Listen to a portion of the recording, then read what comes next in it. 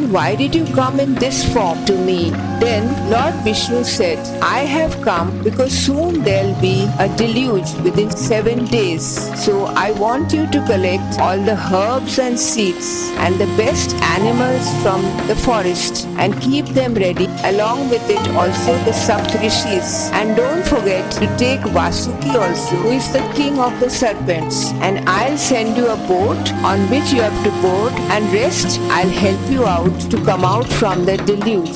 So Satyavrata said, okay, I'll do as you have told me to do. In the meantime, Lord Vishnu killed Hayagriv, who was hiding himself in the deep ocean in fear of Lord Vishnu, and he retrieved back the Vedas from Hayagriv and said, I'll give it back to Brahma when he opens his eyes, so that in the next Kalpa the Vedas will be not lost and it will be passed on to the next generation, newer generation of the new universe. And as Lord Vishnu had said, clouds burst and torrential rain started pouring, and it was all dark, and soon the deluge, the flood started, so much so that the whole area, the earth, the ocean, everywhere, there was only water and water. All were worried, but before they could think of anything, really the vessel came, the boat came, and they all boarded the boat, that is with the herbs, seeds, animals, Saptrishi.